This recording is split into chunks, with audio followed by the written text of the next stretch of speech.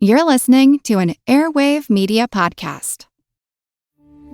We took it all. We brought them to our land. An endless night, ember hot and icy cold. The rage of the earth. We made this curse. Carved it in the blood on our backs. We did not see. We could not, but she did. And in the end... What will I become? Senua's Saga. Hellblade 2. Play it now with Game Pass. Recorded in Chicago, Illinois, with your hosts, Ken, Matt, Neil, and Jeff. This is Triviality. Hello and welcome to Triviality, the game where a lack of seriousness meets a little bit of knowledge. This is Ken, and we have a mostly empty studio. However, Jeff is here with me. Yeah, morning, Ken. Yeah, it's a fine day. Summer seems to be finally here. And even though it's an empty studio, I'm sure it'll still be boiling hot in here. Probably. Yeah, if I'm in here, it's definitely heating up. But we have a plethora of guests to help us out today in our game. So let's jump right into it. We'll start with one of our contestants. She is from Moreno Valley, California, and joining us on the first regular episode. She was on a bonus of Community, but it is Neda Winograd. Thank you for joining us today. Thank you for having me. Yeah, of course. Why don't you tell us a little bit about yourself? I am a civil engineer. I'm a civilian employee for the Navy. I work at the Naval Surface Warfare Center in Corona. Moved out to Moreno Valley almost a year ago. I was living in Vegas for a few years and came back when I got this job. So awesome. Well, we appreciate you joining us and being one of our contestants today. Our other contestant today is going to be Ed Sical, and he's from Cape Coral, Florida. Is there any coral there? And tell us a little bit about yourself. Yeah, not a lot of coral, mostly swamp here. But that's just true for any place in Florida that's near the Everglades. Is it a cape? It is a cape. All right. You do have so to cross the bridge to get here from Fort Myers, which is like the bigger city in our area. But I am... Well, enough about Cape Coral. Tell us a little bit about yourself. Definitely. My name is Ed. Like I said, I live in Cape Coral. I'm originally from South Florida, Fort Lauderdale area. I work in healthcare, kind of behind the scenes insurance claim stuff for one of the bigger hospital and professional systems here in Southwest Florida. Manage a team that pretty much is in charge of all the correspondence for 1,000+ doctors, which is a lot of fun. Awesome. Well, thank you for joining us on today's show. And we need to have a host, the host with the most today, Hayley Stroik. Welcome back to the show. You're a Rule Guys supporter, and we can't thank you enough. And you're from Madison, Wisconsin. Yes. And tell us a little bit about yourself. Yeah, I'm a legal assistant here, and I'm super stoked to be hosting my third game for you guys today. Awesome. So, yeah, thank you so much. Always nice to have you on the show and have your support and your great questions. So we need to separate out into teams. It's going to be Neda and Ed. Do you guys have any trivia team names that you usually play with? I like to usually roll with one that references one of my favorite movies, Napoleon Dynamite, and it's Bow to Your Sensei. So I don't know if you want to roll with that. okay, I like that. Yeah, I like it too, and we'll be chapped lips in that case. Ooh, yeah. So Bow to Your Sensei versus Chapped Lips. It's going to be a fight to the finish, and we need the rules first, so we'll go to the rules guy. The rules of the game are simple. 20 questions split into 2 rounds worth 10 points apiece. At halftime, there'll be a special swing round designed by this week's host. After regulation, players will enter the final round with the points that they've accumulated and will have a chance to wager 0 to 30 points on 5 categorized questions. At the end of the game, someone will be named the cream of the crop. The cream of the crop. Nobody does it better. Those are our rules. Let's proceed on to the game. So without further ado, Hayley, take it away with question 1. All right. So I was kind of inspired by an Audrey Hepburn quote that I saw where she said, everything I learned from the movies. So it's not just going to be movies today. We're going to go through movies, music, television, kind of things like that, with categories that will lead to questions from all sorts of categories. All So right, so a little pop culture twist today. a little bit, yeah. So Love round one will be, like I said, the movies, and the category is the trial of the Chicago Seven. One of the major figures depicted in this Aaron Sorkin film was Tom Hayden, a social and political activist who eventually became a California assemblyman and senator. His second wife was an actress who became controversial during the Vietnam War in her own right. Who is she?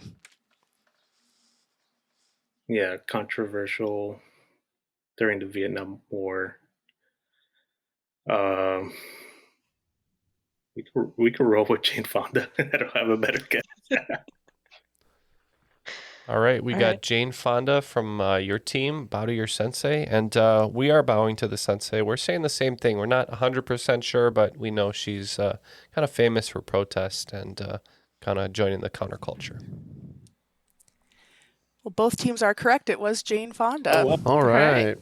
Okay. Glad to see a good start to the game. Yeah, absolutely.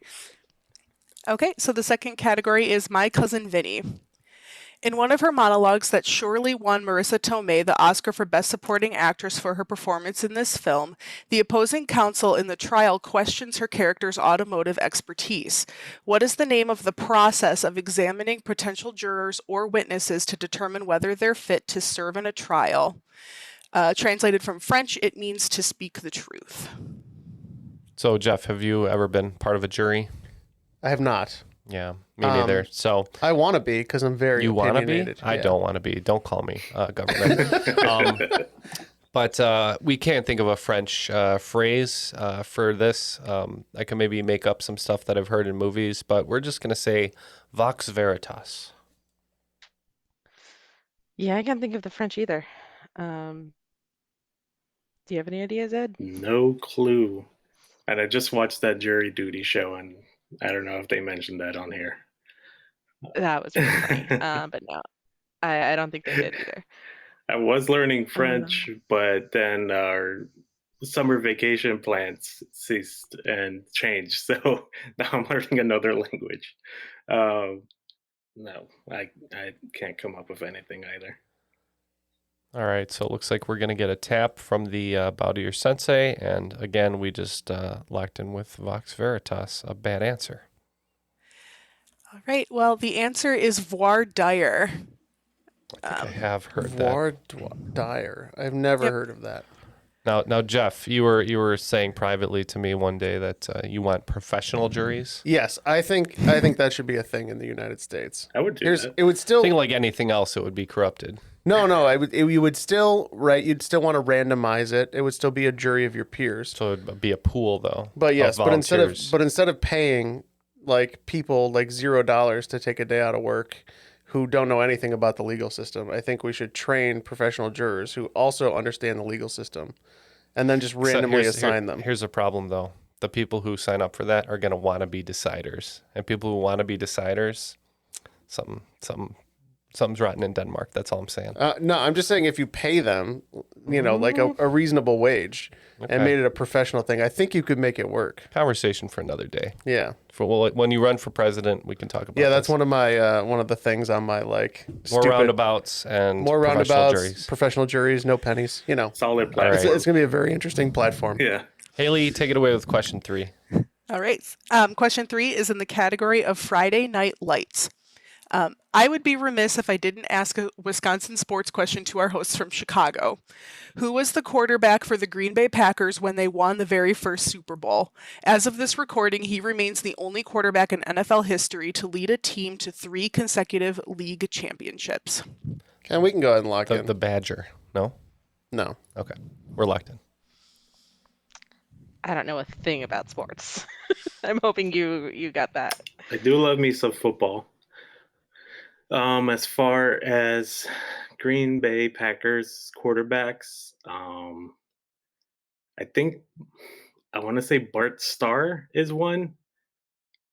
And I feel I feel kind of confident in that answer. So if you want to lock in with Bart Starr, I think we might be good there. Go for it. Okay, one Bart Starr and Yeah, I mean, if you know names like Vince Lombardi, it's hard not to also know names like Bart Starr from the Green Bay Packers and their very successful debut when the NFL went into the Super Bowl era. So that's what we locked in with. Yep, both teams are correct. It is Bart Starr. Question 4 is in the category of Oppenheimer.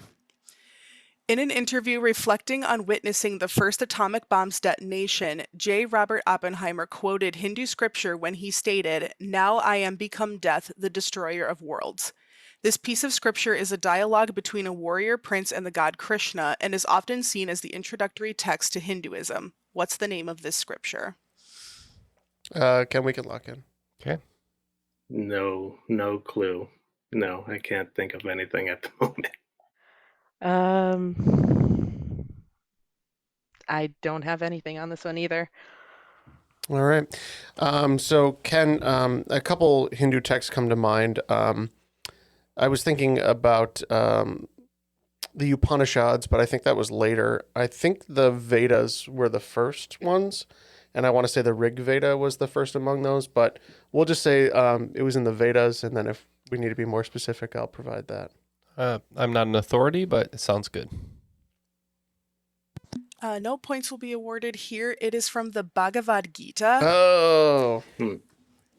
So, yeah. That basically... one. The third one I forgot about. So I mean, there's several. So no authorities here. No, certainly not. No, I've read Hindu philosophy and early Hindu texts, but yeah. Whoops. Wrong one. Okay. Question 5 is in the category of A League of Their Own. In this film, the All-American Girls Professional Baseball League is founded by Walter Harvey, who's a chocolate bar mogul, inspired by the real-life founder of the league. Who was the real-life founder of the league? Their brand produced an iconic television commercial in 2007 for one of their products that featured two women trading silly-sounding insults over an affair. So I remember the ad. I can't quite remember the product, but I'm kind of bouncing between 2 or 3 products. So I think we're confident enough to lock in. I do not remember that ad. As far as chocolate bars, Dirty Mouth, clean it up with new Orbit gum. I believe that was the ad in reference. Oh, yeah. Okay. So I don't know, is Orbit the name of the founder? Real life founder? Or is the What company makes Orbit? Wrigley? Might be Wrigley, Ooh. actually. I think he was a baseball Come to think of guy. it, but I don't know if that's necessarily chocolate. I don't know if you're right or not. But it says that in the movie it was a chocolate bar mogul inspired by somebody. Real life founder. So it doesn't Okay. necessarily. Doesn't need to be a chocolate mogul. That's true. But I don't know if you're right or not. But Wrigley does own a field. I'm just saying that. That's true. You want to roll with it? Yeah, let's go with Wrigley. Yeah, pretty good answer. I couldn't remember what that commercial was for. I thought it was a chocolate bar, like Snickers and Milky Way. So we said Mars. Well, the commercial had the line about, who are you calling a cootie queen, you lint liquor? Lint liquor. It was an Orbit gum commercial, and Orbit is made by Chicago's own Philip K. Wrigley. Nice. Well done. Congrats to the other team on that one. That was a good pull. So at the moment, we are bowing to the Sensei. They have 30 points to our 20 points here at Chapped Lips. Our lips hurt really bad. God. Okay, question 6 is in the category of the Aristocats. Spoiler alert, but at the end of this film, the villain is unceremoniously packed into a trunk and sent to Timbuktu all the way from Paris, France. Timbuktu is located in which landlocked Western African country, which is also the 8th largest country on the continent? Ken, Nope, I'm locking in. Whoa, okay. You are correct. I know. And now I want to know why you know that. Because I'm smart. But why do you really know that? What do you guys think? I don't disagree with you. I think you're smart. I want to say Molly, but I don't know if that's right. Djibouti. That's always a fun name to say. I believe that's out east as well. Yeah. I mean, if you want to go with Molly, I'm good with going with Molly. I'm not really sure. Reluctant Molly. All right. We do recommend Molly for the answer to trivia questions and not so much for music festivals. So we're going with Molly. Yep, you're both correct. It is Molly. All right. Question 7 is in the category of Sleepless in Seattle. Seattle is the home to the newest NHL team, the Seattle Kraken. Instead of having a giant squid for a mascot, the team is represented by Bowie, who is what kind of mythological creature? A famous sculpture in the city is listed as Bowie's uncle on the Seattle Kraken website, which makes sense given they're the same species. All right, we're going to go ahead and lock in. We've been to Seattle. I think we missed the sculpture, so we're not sure. And yeah, this one's kind of stumping us, but we have a solid guess, we think. So I know the answer. Okay. I was in Seattle last summer. I unfortunately didn't get to see this sculpture, but it's pretty popular. It's been in like movies. It's the Fremont Troll, which is under a bridge in Seattle. And okay. yeah, I believe that the creature is a troll. Yeah, it makes so much sense. So me and Jeff were thinking back to our trip to Seattle, and we're like, we didn't see any sculptures. We did see the sculpture. Yep. We forgot about it, so we said siren. We went at night. We did go at night. It was better, I think. Yep, and Ed is correct. It is the troll. He's officially listed as a sea troll, but troll is fine. What is a sea troll? She troll. Well earned on that point. Okay, question 8 is in the category of Catch Me If You Can. A memorable moment in this film shows Frank Abagnale Jr. soaking toy airplanes in a bathtub in order to easily remove the stickers of the airline's logo and reuse them on forged checks when he was pretending to be a pilot. For which airline did Frank pretend to work for? The airline shares its name with a short-lived television show about a group of flight attendants that worked for said airline. It's not Abagnale. Abagnale. We're locked in. I'll find out where Neil is today and bring him into the studio for his bucket of cream, impression or whatever. Yeah. Is it a bucket of cream? I don't think it's a bucket. It might be. Turn that cream into butter. I want to say TWA. I do remember a TV show that had Christina Ricci in it, but I'd never actually watched it, so I don't exactly remember. But I want to say it was TWA. I watched this movie recently, and I do remember reading up on a short-lived TV show. I believe it was on ABC called Pan Am. Oh, Pan Am. Maybe that was it. I think you're right. Yeah. Okay. Yeah. Let's go with Pan Am. All right. So Pan Am from you guys. And Ken, do you think that answer checks out? I think so. We're gonna say Pan Am. That answer should check out because it is the correct answer. It is Pan Am. Okay. Question 9 is in the category of Coco. Dia de los Muertos is a Mexican holiday that celebrates and honors friends and loved ones who have passed on. Part of the holiday's observance is to decorate cemeteries with what orange flower? Its use in Day of the Dead celebrations led to its nickname of Flower of the Dead, despite having both culinary and medicinal uses. Jeff has an idea here. Not sure if it's a flower. We're not sure where it comes from specifically. We know it is a food item, though, and medicinal item. So it's got enough in common, so we're going to go with it. I always thought it came from the store. Yeah, it does come from the store, as far as I'm concerned. I believe I do actually know this one. Okay. I believe they're marigolds. Okay, that's the same flower I had in mind as well. Yeah, apparently the thing that we're thinking of, Ken, is actually a root. Yeah. And we said turmeric. Yep, marigolds is the correct answer. So, good job. Okay, the final question in this round is in the category of A Beautiful Day in the Neighborhood. A future A-list actor got started in film and television by working on the crew for Mr. Rogers' Neighborhood, where his first job was operating the trolley that took children to the land of make-believe.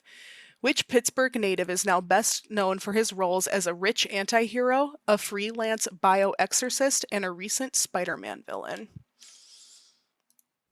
All right, we have thought of an actor who fulfills the first category and the third. We can't quite put together the middle one, but we're going to go with it, and I think that's enough. So we're locked in. Going off the the Spider-Man villain, the one that immediately comes to mind is Jake Gyllenhaal. That's who I thought of Oh. first, but freelance bioexorcist, this is one of my favorite movies of all time. You do not want to say his name 3 times. Beetlejuice, Beetlejuice, Beetlejuice, which is Michael Oh, Keaton, and he also okay. played Vulture. He was Batman Yeah. also. Yeah. Yeah. Well, glad you said that. I couldn't put together the bioexorcist things, but now that you said that, I do remember, and we did say Michael Keaton. And thank goodness, because you're kicking our butt. Yeah, the correct answer is Michael Keaton. I watched a clip of someone talking about his time on the show, and he got some kind of bit work on camera on that show, and someone came up to this guy and said, "Hey, that Michael Keaton guy, he's going to be a big star." It's like, yeah, he was. Yeah. 'Cause he's Mr. Mom. That concludes the first round. Looks like we're getting our butts kicked by the sensei. 80 points to 50. Our lips are just too chapped and we're distracted, so we got to pick it up in the swing round. So what do we have today? Okay, so the swing round is in the category of everything I learned from television. So what I've done is I have found a list of 10 TV shows, or put together a list of 10 TV shows, and you need to put them in ascending order according to the number of seasons they have. So, slot 1 will be this show that has 1 season. Slot 2 will be the show that has 2 seasons, going all the way up to a show that has 10 seasons. And you'll get points for each show you have in the correct spot. Okay, so the shows are Cold Case, Avatar: The Last Airbender, House, How I Met Your Mother, Mr. Robot, Terra Nova, Mindhunter, Schitt's Creek, Beverly Hills 90210, and Breaking Bad. We now have our questions for the swing round. We'll think about these. After these messages, we'll give our answers. Be right back. We took it all. We brought them to our land. An endless night, ember hot and icy cold. The rage of the earth. We made this curse. Carved it in the blood on our backs. We did not see. We could not, but she did. And in the end, What will I become? Senwa Saga. Hellblade 2. Play it now with Game Pass. We are back with our answers. So we are going to do it by order of seasons. So she'll say number 1, and we'll say what we thought had 1 season, and we'll see who takes the swing round. Okay, so what show did you guys have that had 1 season? So for the first one, we said Terra Nova. We also said Terra Nova. Yep, you are correct. It is Terra Nova. It was a Steven Spielberg produced show and only lasted 1 season. All right, what show did you have listed for 2 seasons? For that one, we said Mindhunter. Hope it comes back, though. We also have Mindhunter down. And Mindhunter is correct. They said a 3rd season is on indefinite hiatus, so we'll see if That's great news. Always goes well. And what show did you have for 3 seasons? Pretty sure this was Mr. Robot. Despite its success, we think it was a pretty short show. We went with Avatar: The Last Airbender here. And Avatar is correct. Oh, wow. In discussion, you said it was told in 3 books, and they are the book of Water, Earth, and Fire. So 3 seasons. Jeff, we're in trouble. And what show did you have for 4 seasons? We said Beverly Hills 90210.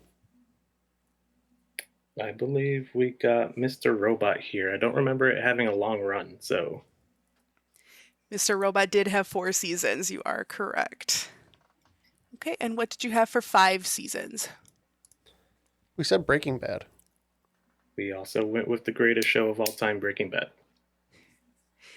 Both teams are correct. It is Breaking Bad. What show did you have for 6 seasons? We said Schitt's Creek. Neda and I also landed on Schitt's Creek. Again, both teams are correct. It was Schitt's Creek. And which show was 7 seasons long? For this one, we unfortunately said Avatar. All right. For this one, feel like 7, 8, or 9 were all like a coin flip. If there was a 3-sided coin, and went with House. No points awarded for this. It was Cold Case that was 7 seasons long. Well, screw up a later one. Yeah, we're really messed up here. Okay, and which show had 8 seasons? This is our last possibility of getting one right, I think. Nope. Oh no, we might. I think we're going to get the next 2. We got House for this one. We went with 90210. It is House, so Chapped Lips get points there. All right, and which show had 9 seasons? This one I'm pretty sure, because I've watched it 3 times, is How I Met Your Mother. Wow, it's too many times. Well, it was like I watched it, and then like I forgot I watched it, so then I rewatched it, and then like the last season came out, and I was like, oh, I'm just going to start over. I feel that. We went with Cold Case here. And Jeff is right, it is How I Met Your Mother. Which leaves the 10-season slot left. What did you have left? We said Cold Case. Yeah, I guess we could have flipped. We were pretty 9 and 10. Yeah, I was pretty sure it was How I Met Your Mother, but I was I guess I was wrong on that one. I can't believe this is 90210. Yeah, this is 90210. I can't believe that had 10 seasons, but it did. After the swing round, both teams picked up 30 points, missing 4 each in that swing round. So the points raised to 110 for Bow to Your Sensei and 80 to Chapped Lips. Okay, and then round 2 of regulation is in the overarching category of everything I learned from music. So your first category is Man on the Moon by REM. Neil Armstrong was the first human to set foot on the moon, who is officially recognized as the last person to walk on the moon. Don't say it. I'm going to say it this time. You're locked in. A 2014 documentary was made about this Chicago-born astronaut that is aptly named The Last Man on the Moon. On the last episode that this question appeared on, I said, I got to remember this because I keep forgetting it. And now I remember. Do you have any ideas on this one? No. Chicago-born astronaut. Most of them are from Ohio because they really want to get out of Ohio. They went to outer space. They go to outer space. John Glenn comes to mind, but I don't know if he's ever been on the moon. That's better than what I got. So you roll with John Glenn then. All right. John Glenn. Yeah, I kept swearing to myself I'd have to remember this fact, and now I do. Gene Cernan. Yep, Ken, you did remember it. It is Gene Yay. Cernan. Want to point out, John Glenn was from Columbus, Ohio.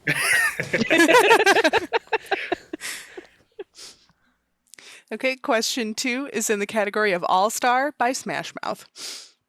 In 2018, the NBA moved from having the All-Star game be named after the East and West conferences to having the teams be named after their chosen captains. Name one of the 2 team captains for the 2023 NBA All-Star game. Bonus 2 points if you can name both. Trying to think. I am a pretty big basketball fan. I don't know if you might know it, Neda. Like I said earlier, I know nothing about sports. Oh, right. I forgot. The one name that comes to mind is LeBron. LeBron, I think LeBron, I feel like he's just perpetually one of these captains like every year. So I think he's a good guess to roll with. The other one, I would probably say Giannis Antetokounmpo from the Milwaukee Bucks. Yeah, figuring it still had to be an East team and a West team. I guessed probably we would start with the West team, and I was thinking it was LeBron from the Lakers.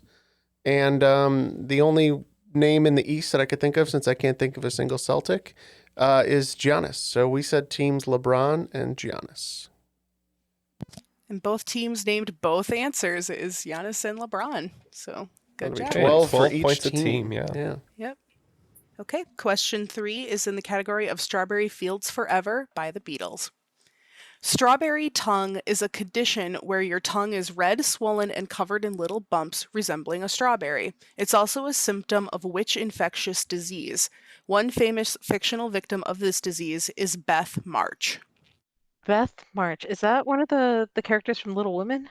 Never read it.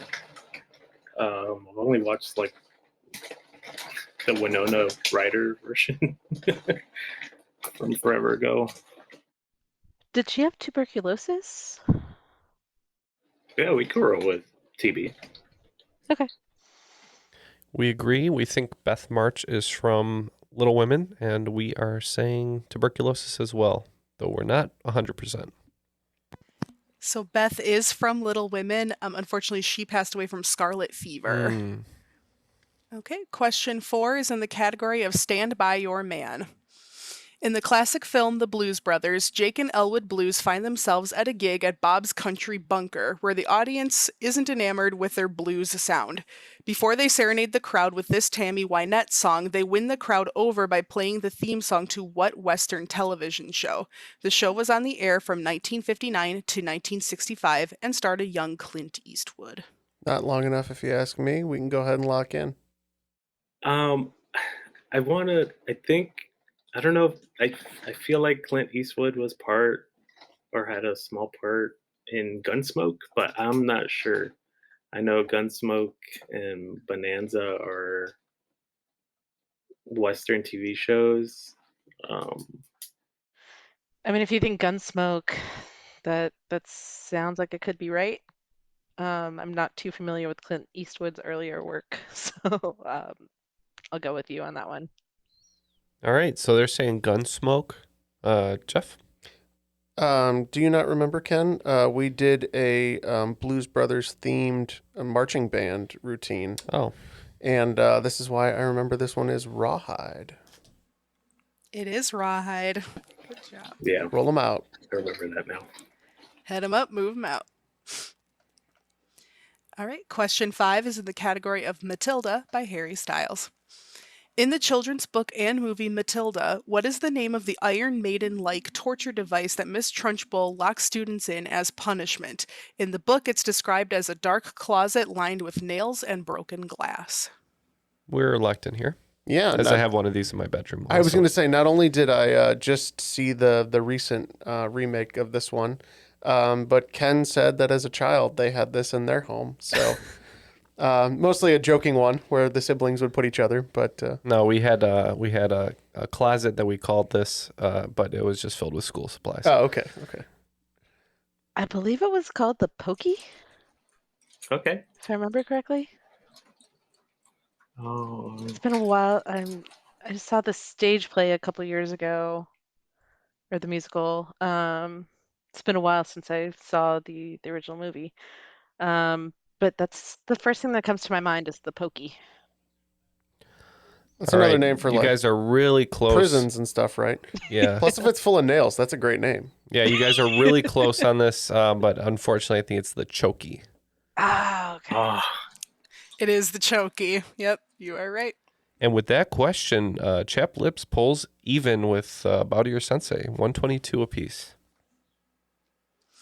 Okay, moving on to question 6. The category is I Still Haven't Found What I'm Looking For by U2.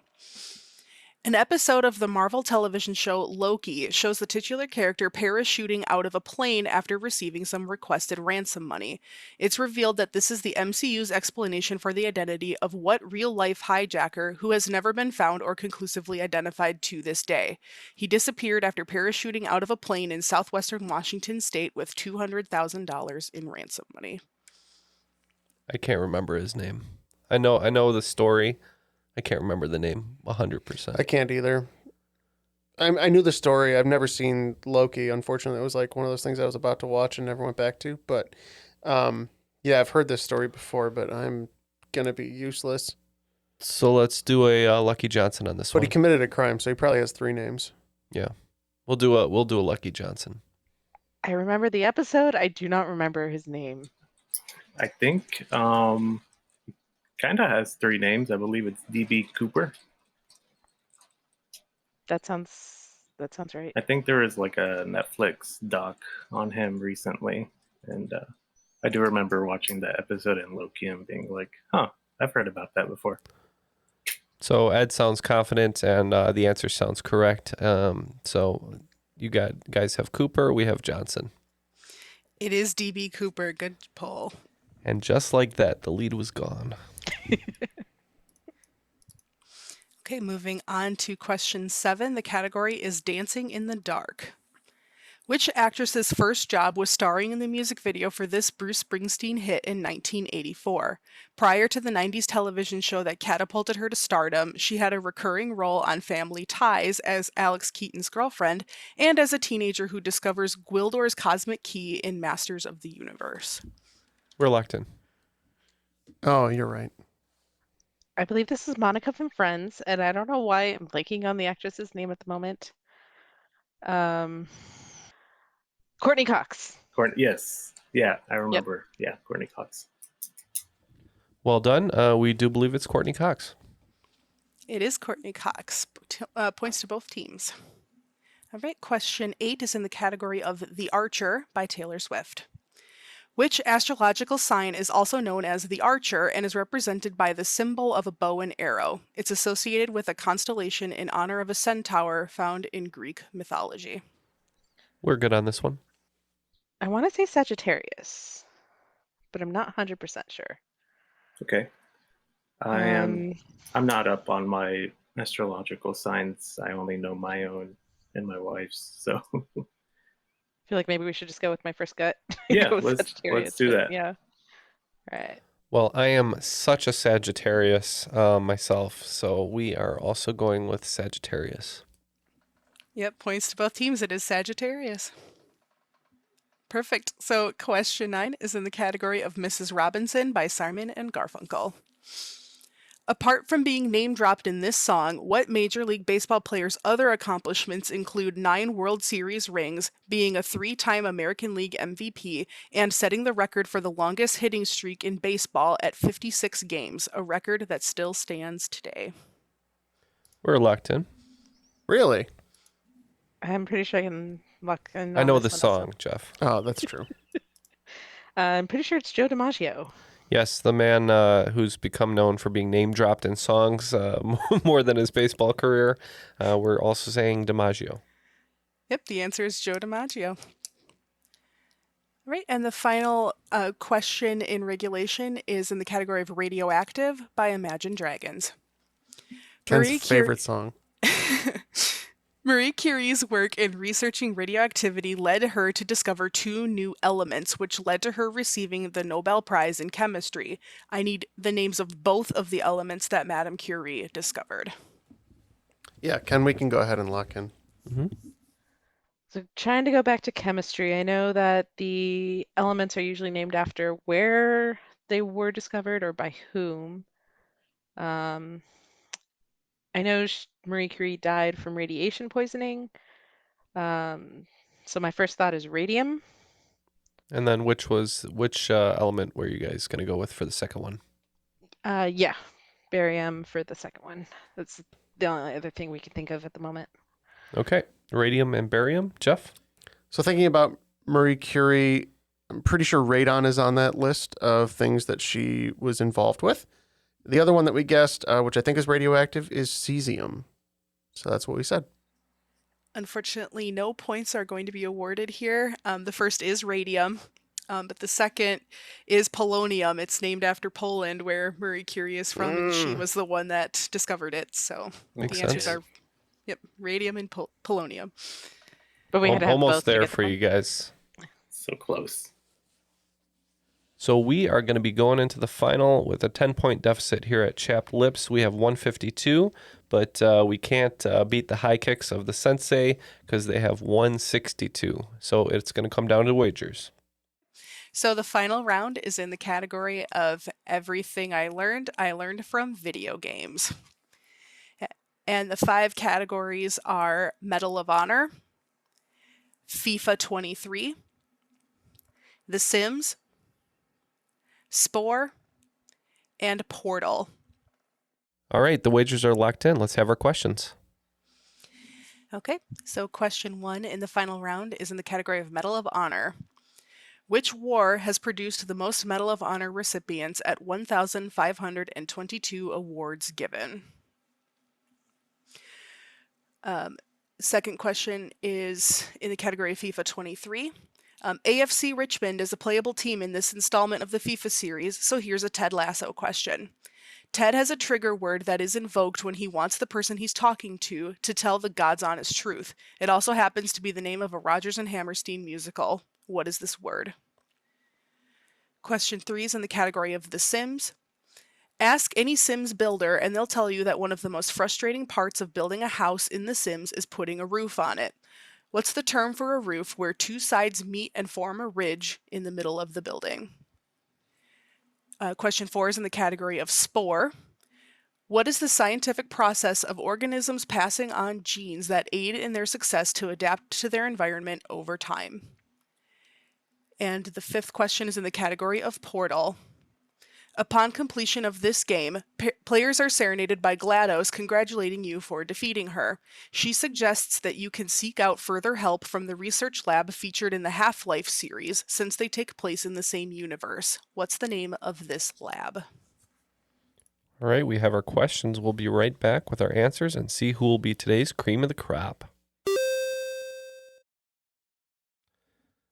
We are back and we have our answers. So it's going to come down to this. We'll see who takes the cake today, in the words of GLaDOS.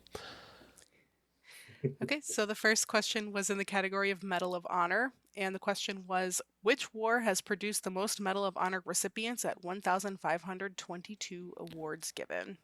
30 points for us on this one. We were thinking World War I at first, but we thought maybe the time that the United States spent in that war was not long enough. We also considered Vietnam, but ultimately we're going with World War II because Medal of Honor 1 was a World War II game. We wagered 30 on this one. Just a weird trivia fact that I pulled from the back of my head. I believe this is the Civil War. Ooh. It is the American Civil War. The Medal of Honor was created during that war, so that makes sense.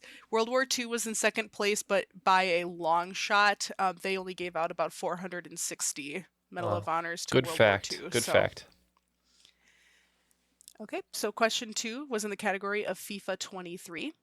And the question was, AFC Richmond is a playable team in this installment of the FIFA series, so here's a Ted Lasso question. Ted has a trigger word that is invoked when he wants the person he's talking to tell the God's honest truth. It also happens to be the name of a Rodgers and Hammerstein musical. What is this word? Well, we are not 100% sure. We wagered 10 on this one because we thought it would be a pure soccer question. But we're going with Godspell. Not sure if it's Rodgers and Hammerstein, but we know it's a musical. For this one, we wagered 30 points as well. I've only seen maybe a couple episodes of Ted Lasso, and I think that was enough to get this answer, which we believe is Oklahoma. And it is Oklahoma. Good job. Okay, question 3 was in the category of The Sims. Ask any Sims builder and they'll tell you that one of the most frustrating parts of building a house in The Sims is putting a roof on it. What's the term for a roof where 2 sides meet and form a ridge in the middle? 30 points again, and we're going to say steepled. So we also went 30, and being a civil engineer that did a lot, I've done structural engineering most of my career. We said gable. It is gable. Good job. Hey, Jeff. Good game. We're in danger. Oh, we're not in danger. We cannot win, I don't think, at this point. Well, don't ruin the tension for the listeners. Let's say we're in danger. All right, question 4 is in the category of spore. What is the scientific process of organisms passing on genes that aid in their success to adapt to their environment over time? We went with natural selection on this one for 30 points, and it seems that we've been deselected, Jeff. So we went 30 on this one as well, and we just said it was evolution because it does take time over time. So the answer I did have in mind was natural selection, but I mean evolution's. It's fine. Mathematically, It's fine. All right. And then the last question in the round is in the category of Portal. Upon completion of this game, players are serenaded by GLaDOS, congratulating you for defeating her. She suggests that you can seek out further help from the research lab featured in the Half-Life series, since they take place in the same universe. What's the name of this lab? My favorite question of the game, because I love Half-Life, we're going to go with Black Mesa. We wagered 30 on this one, and we also guessed Black Mesa. And it is Black Mesa. Great job. With a commanding performance in that final round, they did 5 for 5, 30s all the way down, so they added a whopping 150 to their score. They're breaking boards. It's the Sensei. They're going to be the cream of the crop with 312. You don't have to say our score. We're way behind. It wasn't horrible. We lost 10 points. It's going to be 142 for us. But as I said, congratulations. Out of your Sensei, you are the cream of the crop. Well done. Going of the crop. Thank you. Thank you. Yeah, well played, guys. Great questions from Hayley as well. We appreciate you being our host today. Awesome quiz, yeah. Yeah, thanks for having me. So now is the saddest time of every podcast. It's time to say goodbye. Let's start with Hayley, the great host for today's game. Any final statements from you? Just thanks for having me around for a third time, and thanks for keeping up with making some great podcasts. I love listening to you guys, so just thanks for everything. Of course, and thank you again for helping us out with this. Every time you host, it helps us. So, you know what else helps us, Ken? Haley is a Patreon supporter, and we did not do a plug for that. Oh, you're going to do your plug right now? Hey, go to Patreon. We'll move on. Absolutely. Just check us out if you are interested in supporting us. Patreon.com/trivialitypodcast. As low as $1 a month. And let's move any on. amount. They can put in any amount, Ken. Any amount, as low as 1 cent a month. I think that's technically true. And moving on to Ed, thank you very much for joining us on today's game. You performed admirably, and you beat our ass, basically. Our ass is chapped now because it's not just our lips. Let's go ahead. Fortunately, it's not transitive. Yeah. Let's go ahead and have your final statements today. Nothing, just awesome quiz from Hayley. I'm just thankful and grateful to be on here. I've been listening to you guys since the pandemic. It's really just helped me go through the motions and just keep my sanity. So I appreciate just the opportunity to be on here. Oh, thank you very much. Appreciate you joining us today. Nice to hear that too. Neda, thank you again for joining us. You're our last contestant to say goodbye. So take it away. So thank you. I've always wanted to be on the show. I started listening maybe like 5-6 years ago. I don't remember exactly. So an old coworker introduced me to your show. I've been listening ever since. This was great. I had a lot of fun. I feel like Ed kind of carried us a lot of that, but it was definitely fun. It was definitely a team effort. I want to say that. No, it definitely was. I don't have Ours was also a team effort. Although that effort was in vain, it turned out. Very much in vain. But yeah, thank you both for listening to the show. And Hayley, thank you for hosting today. And we also want to thank Airwave Media, our network. Airwavemedia.com is where you can find them. And they have such great shows such as Attaboy Clarence, Investing for Beginners, and The Movies That Made Me. Got to check some of these out. And that'll do it for today's show. And for all of our guests, it's just me and Jeff in the studio, and that was Triviality.